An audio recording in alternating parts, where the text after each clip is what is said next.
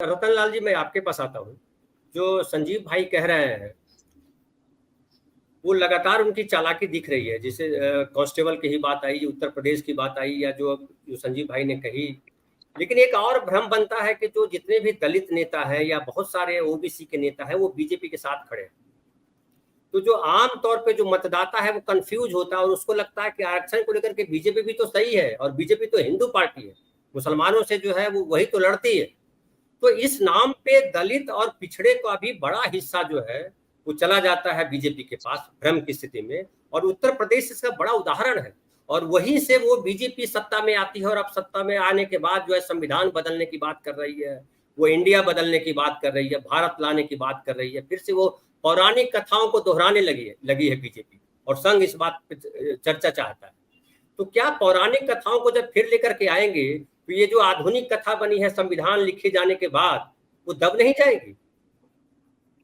जी, शुक्रिया। और सबसे पहले मैं अम्बेडकरनामा के साथियों को अपील करता हूं कि हमारे साथ कई साथी हैं जो यूट्यूब पर एक्टिव हैं। धनंजय जी, द नागरिक, और प्रकाश हिंदुस्तानी साहब हैं, इंदौर डायलॉग, और संजीव चंदन स्त्री का। इन सब चैनल को सब्सक्राइब कीजिए और वहां जाकर सुनिए। वहां मन की बात, अनिल जैन साहब का भी चैनल है। मन की बात नहीं, काम की बात होती है। सबको सब्सक्राइब कीजिए पहले। बहरहाल आता हूं अपने पॉइंट पे। कि देखिए, मैंने कई जगह भी कहा है पब्लिक मीटिंग्स में कि कुछ दलित और कुछ पिछड़े नेता में होड़ लगी है कि हिंदू राष्ट्र बनाने की पालकी कौन पहले ज्यादा ढोए। और मैंने महाराष्ट्र से अठावले शुरू किया, बिहार में जीतन राम मांझी आ जाइए, और चिराग पासवान। कुछ तो प्रत्यक्ष रूप से हैं और कुछ अप्रत्यक्ष रूप से हैं। और आपने ठीक कहा है कि वो जो जिस तरीके से संस्थागत तरीके से वो काम करते हैं दलित पिछड़ों के बीच, और उनको ये करते हैं कि मुसलमान को टाइट करना है। असल में वो टाइट मुसलमान नहीं होना है, वो टाइट होना है दलित और पिछड़े आदिवासी टाइट होना है। और सामने दिख रहा है सब कुछ, सर पे पेशाब किया जा रहा है, पिटाई लग रही है, खुलेआम आरक्षण की धज्जियां उड़ाई जा रही हैं, वर्ण व्यवस्था लागू है अप्रत्यक्ष रूप में। तो असल टाइट तो इनको होना है। देखिए, मैं आंकड़े पे नहीं जाऊंगा, और आंकड़ा तो सब लोगों के पास है। इसके पीछे जो फिलॉसफी है, फिलॉसफी में बात करना जरूरी है कि आखिर ये रिजर्वेशन जो है, इसको कास्ट सेंसस से जोड़ कर अगर आप देखेंगे तो बात बनेगी नहीं। कि जाति जनगणना, ये बीजेपी ओबीसी प्राइम मिनिस्टर है, और ये 10 साल में बता दें कि ओबीसी के कल्याण के लिए कौन से कमीशन बैठाया है, कौन सी योजना लाई है, ये बता दे कि कास्ट सेंसस का विरोध आखिर कौन कर रहा है। दलित नहीं कर रहे हैं, ट्राइब नहीं कर रहे हैं, वो सपोर्ट कर रहे हैं। तो कास्ट सेंसस का वही लोग विरोध कर रहे हैं जो 1909 में, 1918 में, तमाम ऐसे जगह पे उस समय उन्होंने जाति जनगणना का विरोध किया। वही लोग हैं, और वो लोग अब 10 साल से सत्ता में। इनकी आस्था संविधान में नहीं है, इसमें कोई कंफ्यूजन नहीं पालना चाहिए। अगर कबूतर रेत में आके छुपा ले और सोचे कि बिल्ली नहीं खाएगी, तो प्रॉब्लम बिल्ली का नहीं, कबूतर का। ये क्लियर कट घोषणा हो चुकी है एक तरह से। सिंगल स्थापित करना क्या है? सिंगल स्थापित करना सामंतवाद राजतंत्र की वापसी की आहट है। इनका पूरा जो फिलॉसफी है वो मनुस्मृति से आता है। और मनुस्मृति क्या है? जो हिंदू और सनातन की बात कर रहे हैं, वर्णाश्रम धर्म, धर्म नहीं, वर्णाश्रम धर्म है एक्चुअली। उसमें से वर्ण और जाति निकाल दे तो न सनातन कुछ बचेगा, न हिंदू धर्म बचेगा, न ब्राह्मण धर्म, कुछ नहीं बचने वाला है। तो इनकी आस्था मनुस्मृति में है। किस्तों में मनुस्मृति लागू भी हो रही है। जब संविधान लागू हुआ था तो ऑर्गेनाइजर में लेख छपा था ना कि ये संविधान को हम नहीं मानते। और वाकई जितने घटनाक्रम आप देखेंगे पिछले 10 वर्षों में, चाहे आर्टिकल 370 हो, चाहे सुप्रीम कोर्ट के थ्रू भी मैनेज होता है, चाहे बाबरी मस्जिद हो, ईडब्ल्यूएस आरक्षण, मतलब 48 आवर्स में वो लागू हो जाता है। और जाति जनगणना का सवाल कोर्ट में है, लंबित है इतने समय से, लेकिन उस पर जो है, उस पर कोर्ट से अभी कुछ नहीं आया है। अब नरेंद्र मोदी सरकार ने कह दिया है सुप्रीम कोर्ट में कि हम जाति जनगणना नहीं कराएंगे। सवाल ये है धनंजय जी कि हमें समस्या आरएसएस बीजेपी से नहीं, नो कि उनका फिलॉसफी क्या है, उनसे तो आर पार जो है लड़ाई होती रहती है, आपने देखा ही है। सवाल है कि ये सोशल जस्टिस का एजेंडा जो संजीव जी ने रायपुर अधिवेशन की बात की, उसके बाद कर्नाटक में भी कांग्रेस ने उस एजेंडे को मैनिफेस्टो में लाया। सोशल जस्टिस का एजेंडा जो बैकवर्ड दलित लीडर्स हैं, उनके एजेंडे पे क्यों नहीं पावरफुल तरीके से रिफ्लेक्ट हो रहा है? और जब तक ये नहीं बोलेंगे, देखिए लालू जी तो सीबीआई ईडी से डरे नहीं, जेल जाना हो जेल गए, बहुत सारे लोग हैं जो इनसे डर नहीं रहे। ये आर और पार की लड़ाई है। डॉक्टर अंबेडकर ने भारत के इतिहास को एक लाइन में समराइज कर दिया। It is battle between the Brahmanism and Buddhism. तो ये वैचारिक लड़ाई है, इसलिए ये घबरा भी रहे हैं। अभी जो मामला स्टालिन का उठा है, वो थोड़ी है कि सब सनातन, उसके पक्ष में भी बहुत लोग बोल रहे हैं, लिख रहे हैं। और वो क्या क्रिटिक करेंगे? अभी एक किताब पे काम कर रहा हूँ धर्मांतरण टाइटल से, डॉक्टर अंबेडकर के 80 स्पीचेस को मैंने एक जगह कलेक्ट किया है, उनको जाके पढ़ी। ये तो आज से थोड़ी, बुद्ध के जमाने से ये अटैक चल रहा है। कबीर, सत्यदास, ज्योतिबा फूले, अंबेडकर, पेरियार, तमाम ऐसे लोग जो है लगातार क्रिटिक करते रहे। तो वाकई ये हिंदू बना के सिर्फ वोट लेते हैं। और इस बात की तो आरएसएस की आप तारीफ कर दीजिए कि जिस तरीके से विस्पर कैंपेन हो, विस्पर कैंपेन, कान में बोल देना है कि ये बात किसी को बोलना नहीं, तो गांव में, पूरे गांव में फैल जाती है। जिस तरीके से जाके हिंदुआइजेशन, फिक्टिशियस हिंदुआइजेशन मैं कह रहा हूँ, फिक्टिशियस हिंदुआइजेशन, उसी दलित के माथे पे पेशाब कर दी जाती है, उसी को मंदिर में नहीं घुसने दिया जाता है, उसी को पीटा जाता है, नौकरियां खत्म हो रही हैं। और ये जो पार्टीज हैं, खासतौर से आइडेंटिटी बेस्ड पार्टीज, जो डॉक्टर अंबेडकर के नाम पे पार्टी चलती है या लोहिया के नाम पे पार्टी चलती है, उनको जब तक वो एग्रेसिवली इनको काउंटर नहीं करेंगे, देखिए एग्रेसिव जो हिंदुइज्म है, उसका काउंटर सिर्फ और सिर्फ एग्रेसिव सोशल जस्टिस ही हो सकता है। इस बात को नेताओं को समझना पड़ेगा।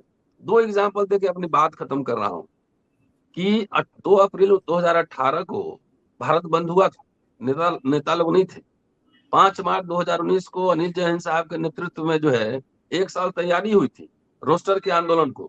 तो ये काम जो लीडर्स को करने चाहिए थे, उनको उनको रैली नहीं निकल रही है, कोई सभा नहीं हो रही है, कोई एजेंडा नहीं डिस्कस हो रहा है, इसलिए आरएसएस बीजेपी का मन भर रहा है। और ना, एक बात और मैं बता दूं कि अंबेडकरवादी पार्टियों में अंबेडकर पे कोई चर्चा नहीं, कोई पढ़ाई लिखाई की बात नहीं। समाजवादियों में जो है ना, ये लोहिया पे चर्चा नहीं है, कर्पूरी ठाकुर पे चर्चा नहीं, कोई वर्कशॉप नहीं हो रहा है, कोई पढ़ाई लिखाई उसमें नहीं हो रहा है। इसी कारण आरएसएस बीजेपी को मौका मिला है कि सब खंड खंड खंड खंड बांट दो। अगर आप जाति जनगणना कराएंगे तो पहले ये भी तो कराओ कि भाई ईडब्ल्यूएस जो है, मैं तो उसको अभी भी गैर संवैधानिक कहता हूँ। पहला जातीय आरक्षण है वो, एससी एसटी ओबीसी का जातीय आरक्षण नहीं है, जातीय आरक्षण है वो ईडब्ल्यूएस। तो उसमें भी तो वर्गीकरण हो, पता लगे कौन किसका हक खा रहा है। आपने नैरेटिव बना दी कि जाटव खा गए, यादव खा गए। तो हमने एक लेख लिखा था अब श्री यादव जाटव का था। तो ये तो बताओ कि ईडब्ल्यूएस का कौन खा गया, उसका भी तो आंकड़ा लाओ कि एक ही समुदाय का आदमी कैसे खा रहा है, उसमें सब लोगों को पता है, एवरीबॉडी नोज दैट। तो मेरा ये कहना है कि जब तक एग्रेसिव पॉलिटिकल एजेंडा नहीं बनेगा, ये सोशल जस्टिस जाहिर बीजेपी नहीं लागू करेगी, खत्म करेगी। सोशल जस्टिस क्या, जाति जनगणना की, तो हम तो कह रहे हैं कि संविधान ही पे हमला बोलने के लिए तैयार है। इंडिया भारत डिबेट छोड़ दिया, तो आरक्षण क्या चीज है? जैसे संविधान बचेगा, लोकशाही बचेगी, तभी ना आरक्षण की बात करेंगे। जी शुक्रिया। एक और जो बात कही जाती है आरक्षण के खिलाफ अक्सर, और मैंने देखा है कि जो पिछड़े भी हैं, जो आरक्षण वाली जातियां हैं, उनमें भी जो श्रेष्ठ हो गए, उनको लगता है कि ये प्रतिभाओं के साथ जो है ना बड़ा धोखा होता है। आरक्षण के चक्कर में प्रतिभावान लोग छूट जाते हैं और कम प्रतिभावान लोग मलाई पा जाते हैं। इस तरह का भाव जो है केवल सवर्णों ने नहीं भरा है, इसमें पिछड़े भी शामिल हैं। इसको आप किस तरह से देखते हैं? क्या वाकई आरक्षण की वजह से प्रतिभाओं को रोक दिया जाता है? आप देखिए, there can not be equality between two unequals. और एक बात पहले और मैं आपको बता दूं, आरएसएस ने एक और बढ़िया काम शुरू किया कि वो आजकल दलितों में और पिछड़ों में जो है ना, क्षत्रिय होने का सर्टिफिकेट बांट रहा है। जैसे यादव क्षत्रिय, कुशवाहा क्षत्रिय, कुर्मी क्षत्रिय, ब्राह्मण होने का नहीं बांट रहा है। फिर दलित में खटिक क्षत्रिय, पासी क्षत्रिय, चमार क्षत्रिय, ब्राह्मण क्यों नहीं बांट रहा है? सोचिए, पूरी सारी क्षत्रियों का काम है धर्म। जैसे अनिल जैन साहब बैठे हुए हरियाणा के, तो यादव समझते हैं कि मैं राजा हूँ। वेस्टर्न यूपी हरियाणा में तो अलग तरह का मामला है, इसलिए बांट रहे हैं। वो बात यहाँ कहना जरूरी है कि क्षत्रिय का काम है रक्षा करना, तो रक्षा किनसे करना है? तो मुसलमानों से रक्षा करनी है। तो इस तरीके से धीरे धीरे एक पूरा वॉरियर क्लास तैयार कर रहा है। नंबर 1। नंबर 2, देखिए मेरिट वेरिट बहुत मिथ है। मैं तो हिंदू कॉलेज में पढ़ाता हूँ ना, आप चलिए हमारे कॉलेज के जितने प्रिंसिपल हैं उसका बायोडाटा निकालिए, और मैं भी अपना निकालता हूँ। हमारे साथ चुनौतियां ज्यादा है, मैं सिर्फ दलित पर्सपेक्टिव से बात रखूंगा यहाँ। हमारे साथ चुनौतियां ज्यादा, आपसे रोज कल्चरली भी लड़ना है, मुकदमे भी लड़ना है, सब तरह का जो एट्रोसिटी जो होता है उस पर भी लड़ना है। इसके बावजूद लिखना पढ़ना जारी होता है। हमारा एक किताब जो है ना, वो आपके 4 किताब के बराबर है, क्योंकि मेरे बहुत सारे वक्त कोर्ट कचहरी में और आपसे लड़ने में जाते हैं। तो ये जो बना बनाया स्पून फीडिंग है ना, बना बनाया कोई पर्ची किसी का लिख दिया, किसी का कुंजी में से उठा के डाल दिया, और बोले कि मिश्रा जी, तहा तिवारी जी, एक दूसरे को कोट करिए, इसमें दोनों स्कॉलर बन जाते हैं, है ना। दोनों एक दूसरे को कोट करते हैं कि अकॉर्डिंग टू मिश्रा जी, तो अकॉर्डिंग टू तिवारी जी, और पता लगा कि वो मिला के देखें तो उसमें कूड़ा ही मिलेगा ज्यादातर। बहरहाल जो आप बात कर रहे हैं वो आरएसएस ग्रेजुअली लंबे समय से ये दो तरह का मिथ डाली है। एक तो ये जो बात आप कह रहे हैं कि आरक्षण जो है ये नहीं मिलना चाहिए, आरक्षण भागीदारी है, प्रतिनिधित्व है, ये कोई गरीबी उन्मूलन प्रोग्राम नहीं। दूसरा, इन्होंने पूरा जो किया है, और खास तौर से 25-30 साल का इतिहास में बताऊंगा, दूसरा इन्होंने किया है कि इनको कन्विंस कर दिया है कि तुम अगर देश के राजा बन जाओगे तो सारी समस्या का समाधान हो जाएगा। पूरे दलित मिडिल क्लास और जितने पार्टी ऑर्गेनाइजेशन संगठन है, आप उठाकर देखिए, मेरी तो बहुत लड़ाई होती है, मैं तो क्रिटिक कर रहा हूं कि हुक्मरान बन जाएंगे, प्रधानमंत्री बन जाएंगे, अपनी सरकार हो जाएगी तो हम सब ठीक कर देंगे। ये अनरियलिस्टिक ड्रीम है। डॉक्टर अंबेडकर, जवाहरलाल नेहरू में वैचारिक मतभेद थे, लेकिन वो लिबरल सोशल डेमोक्रेटिक मामलों में सब समान थे। पूरे आरएसएस कह रही कि 70 साल में कुछ नहीं हुआ। अगर दलित ये कहने लगे कि 70 साल में कुछ नहीं, तो इस दलित का जो है मानसिक इलाज कराना चाहिए। 70, मुझे याद है बचपन में कि राजीव गांधी के समय स्पेशल रिक्रूटमेंट ड्राइव निकलता था एससी एसटी के लिए, स्पेशल रिक्रूटमेंट ड्राइव। 70 साल में बैंक का राष्ट्रीयकरण हुआ, पीएसयू बने, रेलवे का विस्तार हुआ, तमाम सरकारी सेक्टर में एक बड़ा मिडिल क्लास तैयार हुआ, बड़ा। और वो मिडिल क्लास हुआ जो जमींदारी प्रथा का अंत हुआ। जमींदारी प्रथा उन्मूलन हुआ, भूमि बांटे गए, इमरजेंसी के समय तो भूमि दुकानें दी गई। वो बड़ा मिडिल क्लास तैयार हुआ जिसने कि कांशीराम जी को स्पॉन्सर किया, है ना, बसपा और वाम से को स्पॉन्सर किया, खड़ा किया। तो अगर दलित कहता है कि 70 साल में कुछ नहीं हो, तो इसका मतलब उसको मेंटली वो डिस्टर्ब है, वो आरएसएस की भाषा बोल रहा है। और धीरे धीरे जो मिला था कांग्रेस के वेलफेयर स्कीम की वजह से, चाहे जो भी हो, वटेवर जो विजन था उसकी वजह से, इंदिरा गांधी के समय सबसे ज्यादा काम हुआ मुझे लगता है। और जो मिला है कह रहा है कि नहीं, ये सब छोड़ दो, खत्म होते जा रहा है, किसी के मुंह से आवाज नहीं निकल रही।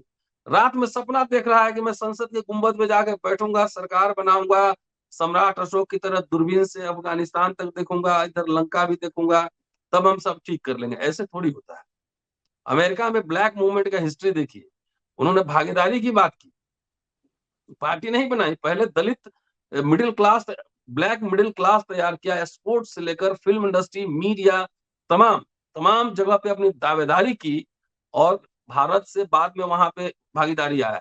और आज देख लीजिए, ब्लैक कैपिटलिज्म है, ब्लैक हॉलीवुड में भी है, हर जगह। और यहाँ पर अजीब तरह का सपना पाले हुए, उसके बाद ब्लैक प्रेसिडेंट भी बनवा दिए। 50 सीट आप लोकसभा के जीतने की हैसियत में नहीं, बगैर अलायंस किए हुए आप जीत नहीं सकते हैं। किस दिन और कब बनेंगे हुक्मरान आप? पूरे देश के दलित अगर मिल जाए तो भी आप सरकार नहीं बना पाएंगे जब तक सोशल पॉलिटिकल अलायंसेस नहीं होंगे। तो ये जो मिथ घुसाया है आरएसएस ने इनके अंदर, और कुछ अति too much politics among the Dalits, जिसको देखिए खाली एमएलए एमपी बनना है, मंत्री बनना है, सरकारी नौकरियां खत्म, सब कुछ तोड़ के, अब मनोज मित्र के हिसाब से अंतिम बात कह रहा हूं, मनुस्मृति के हिसाब से दलितों का खाना टूटे बर्तन में, जूठा खाना, फटे कपड़े पहनना, उनके ऑर्नामेंट्स होंगे ब्लैक मेटल होंगे, ये सब है। तो ये वही ला रहा है, नौकरी वोकरी खत्म करके दलित मिडिल क्लास को फिर गांव में ठेल देगा, गांव में कि जाओ प्रकृति के पास रहो, और वहां पर जाकर जो है खेती बाड़ी करो, जितना बीपी शुगर है सब ठीक हो जाएगा, हुक्मरान बनते रहना आम के पेड़ पे चढ़ के। तो ये बड़ा ही संकट का दौर है, और एक ऐसा दलित में एक ऐसा क्लास हुआ जो कुछ सुनने के लिए तैयार नहीं, अंधभक्त। 5 लाख नौकरियां मान लिया कहीं खत्म हो रही है, तो उसका 15% जोड़ लीजिए, 75,000 नौकरी इनकी भी खत्म हो रही है, आदिवासियों के 7.5% खत्म हो रही है। और इन नौकरी सबको, हुक्मरान तो कुछ ही लोग बन सकते हैं ना, कुछ ही लोग एमएलए एमपी बन सकते हैं, सब तो बनेंगे नहीं। तो सबके लिए आर्थिक दर्शन क्या है इनका? इनके पास कोई एजेंडा नहीं है। कहते हैं कि भारत का संविधान ही हमारा मैनिफेस्टो है। आरएसएस संविधान बदल देगा तब क्या होगा मैनिफेस्टो?